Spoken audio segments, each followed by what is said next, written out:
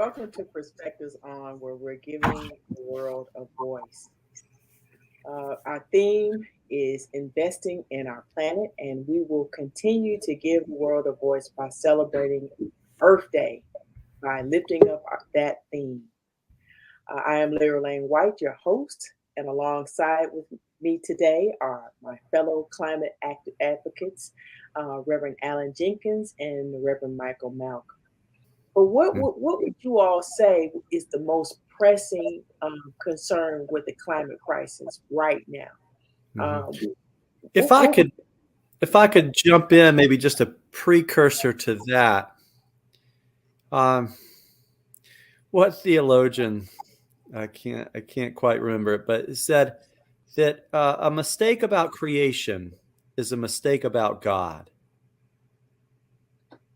And one of the reasons that churches have historically not been engaged with environmental justice is because of bad theology, and oftentimes a theology that comes out of, in large part, comes out of the Eurocentric theological tradition, which is a focus on an individual relationship with Jesus and a heavenly bound faith. Um, so it's very individual, and it coincides with European individualism, which we inherit in this country, and a flight from the earth, um, which justifies European colonialism and ongoing abuse. So the church has a real role um, and responsibility, and I indict the church and myself for subscribing to a theology that is not rooted in God's creation. mhm. So for me and for the church, that's the biggest crisis, is a crisis between the ears, right? And a bad theology. I, I, I, I agree with you 100% there, Rev. Oh, man, that was articulated so well. That the degradation that we have now in our communities is partly on the backs of communities of faith because we hadn't been speaking up enough for That's the right. communities that we serve. We have it. Absolutely. I agree wholeheartedly that we have not. That is definitely an issue that I have with the faith. Not necessarily with the faith. Well, with the faith community, but mostly with the leadership of the faith community. I'm very critical of the lack of importance that the church has put on this issue. And when I hear Reverend Jenkins speak about, you know, he got this ordination, he got this call in his denomination, and yet, he didn't get the support the financial support. He said he made the comment earlier. Oh, I got tired of fundraising. And so, yeah, so I mean, obviously, and most definitely, we don't do what we should do as stewards. And I'd add to it that we suffer now from ineptness and inaction. As Rev just said, we don't have a clear understanding of what of the connections made between this fight, and then we aren't capable of acting on it. So we have both a lack of knowledge and a lack of motivation to do anything about it. We don't understand the gravity of this crisis. I don't believe. We had over 100 scientists come together, and they put out a report last month that talks about the state of our climate and the state of the conditions of our future, and it's very grave, and it's all because of us, and it's saying that we need to hurry up and do something about it, but nobody's moving with a sense of of urgency about it. Uh, by now, every government around the world should have declared a state of emergency for our country. Yes.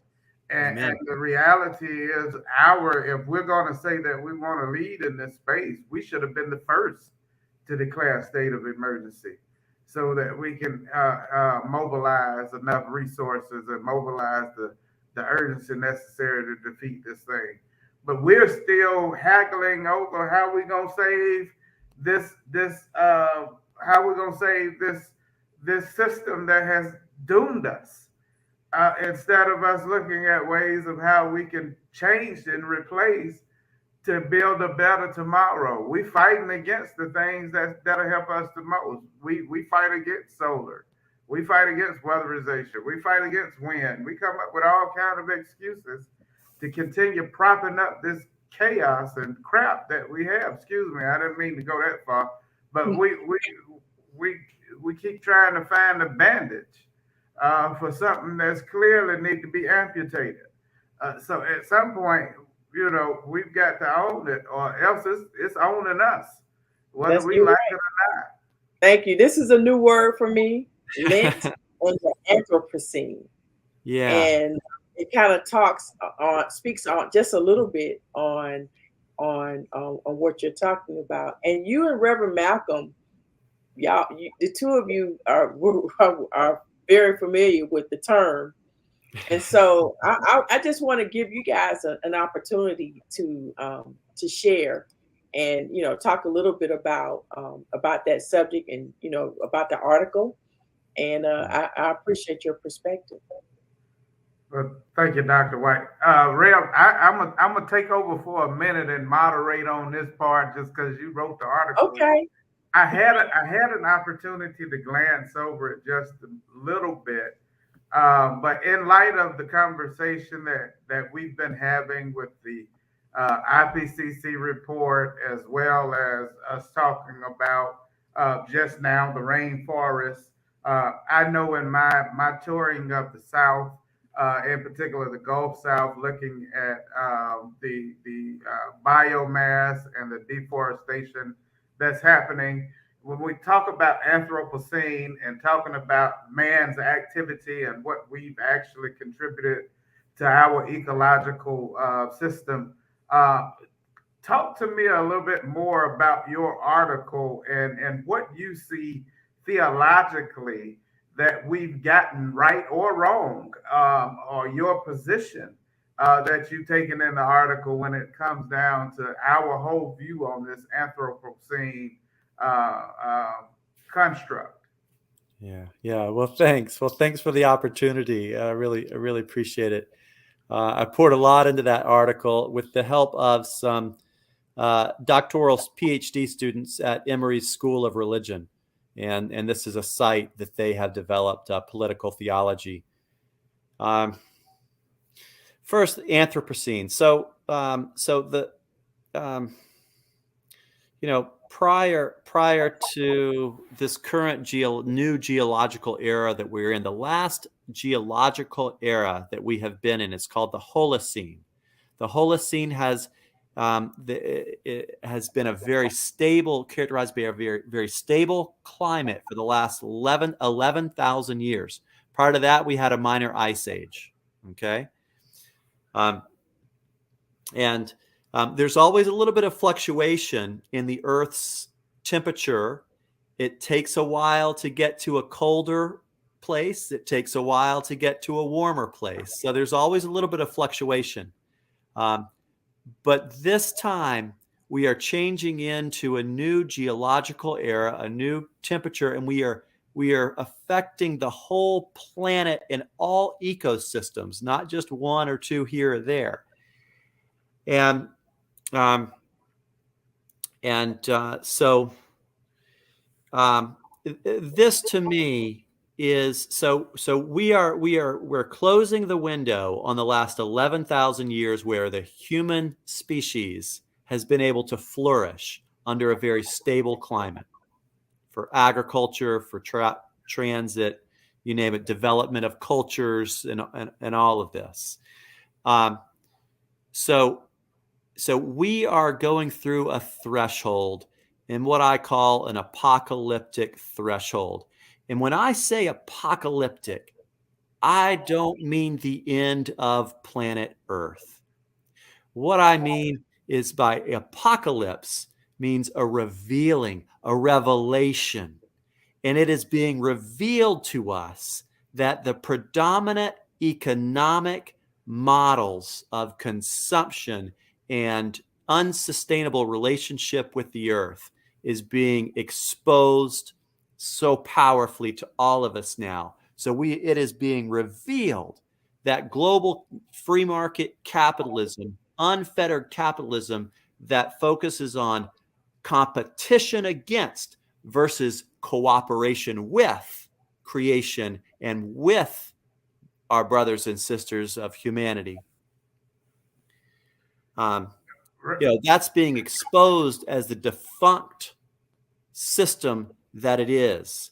And so we are going through this apocalyptic moment, this gauntlet, which brings us to a new way to envision inhabiting the planet, a new way of relating to one another, a new way of breaking down the dividing walls between humanity and God's blessed creation that gives us life. But Rev, I like that working with. But at what point in your studies, even I don't know if you put it in your article or not. As I said, I had an opportunity to graze it, but wasn't able to read it thoroughly because I didn't have enough time. But at what point did we get off track where it became something different and caused us to rapidly increase? Because if we look at the studies, it's only been over the last 100 years or less than 100 years that things have increased so rapidly. So it's only been 2 generations, if we will. What has really spun this thing up so bad, and why isn't communities of faith speaking up? Mm-hmm. Mm-hmm. Well, this goes back more than a couple hundred years, but the real some say that the most destructive tool that humanity created was the plow. That you began to take over forest and plow the soil and turn up the soil, and then of course really skipping ahead a lot, post World War II, we began to use fertilizers that were based off of fossil fuels, and it really ramped up. It put agriculture on steroids, unsustainably, and it led to the growth of populations around the world at unsustainable rates. But to me, a real geological marker was the hanging chads in Broward County, Gore v. Bush. And when Bush won in the Supreme Court and Gore didn't contest it, that led us to a war in Afghanistan and Iraq, which is a war about ensuring our global infrastructure for oil. And so we wasted trillions of dollars and led to the death of over 1 million people in trying to secure global infrastructure for our continued use and exploitation of fossil fuels around the world. And that's going to be the death knell of the United States, of the project, the experiment called the United States of America. But where are the prophets? Who's sounding the alarm, and why aren't we sounding this alarm? Whenever society is off track, there's always prophets raised. God always raises prophets. Yeah. To sound the alarm and give those warnings. What has happened that we Well, where are they? Where are they? Well, I'm looking at one right now on the screen. I guess I'm looking at one too then. Well, there go another one. I just want to finish up with us talking a little bit about what the faith community can do. Reverend Malcolm, I know with the organization that you work with, you guys are always on the move. And what are some ways that the faith community can integrate environmental issues into their political, social, and economic agendas? And we'll finish with that. Yeah, so I'd like to talk about it in two ways. One is from this political advocacy space, but the other one is from a practical implementation space.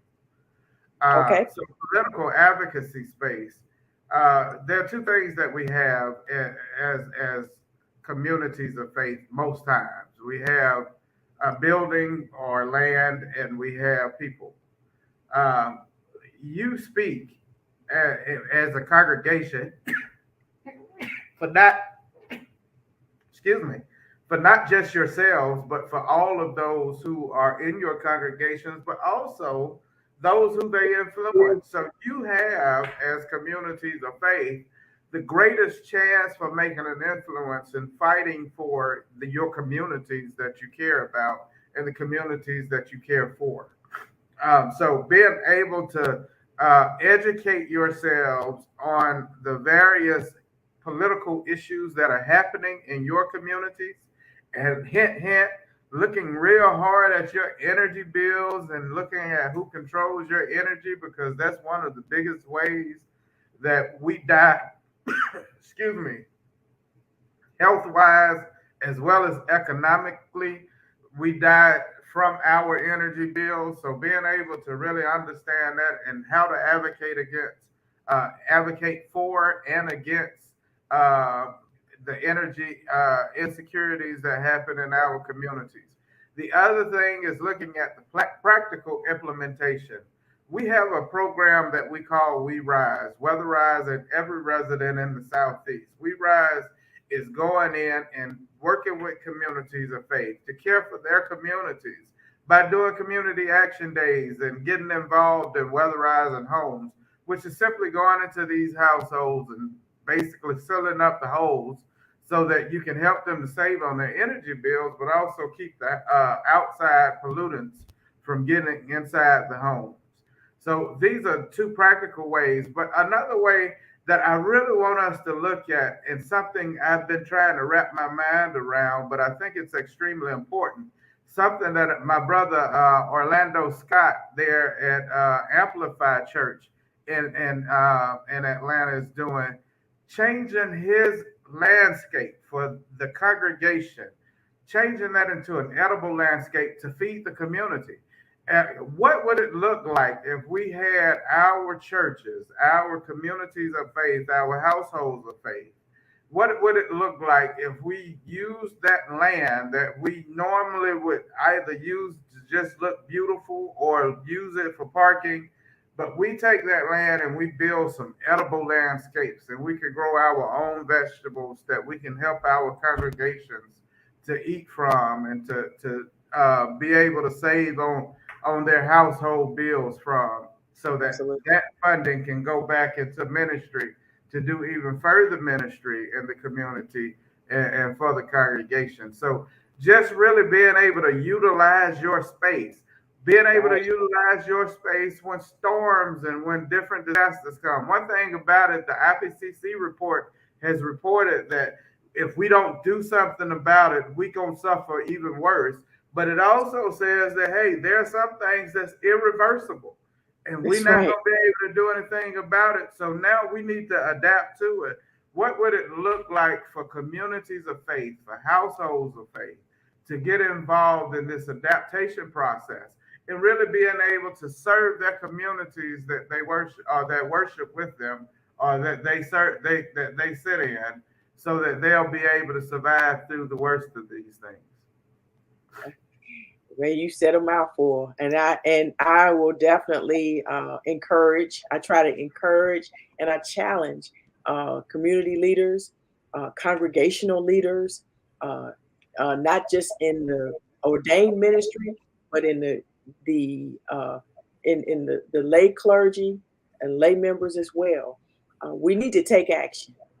We need to definitely uh, have a plan to engage this very important issue. It's critical. I mean, it's critical. We have to, we have to make it a part of our agenda, and then we have to make sure that we're taking action. So, on that note, we're going to sign off for now. I want to encourage everyone to follow us on Facebook and Instagram and LinkedIn. And don't forget about our social justice camp for kids. We're going into year 3. If you want to know more information about that, you can log on to our website. It's www.socialjusticecampforkids.com. And now I want to thank each and every one of you for listening to us and giving this world, helping us to give this world a voice as we continue to advocate advocate for climate crisis. And I leave you with those famous words of the Reverend Dr. Martin Luther King. He said that we are caught in an inescapable network of mutuality. We're tied to a single garment of destiny, our destiny. So whatever affects one directly affects us all indirectly. And on that note, I want to say good night and have a great day.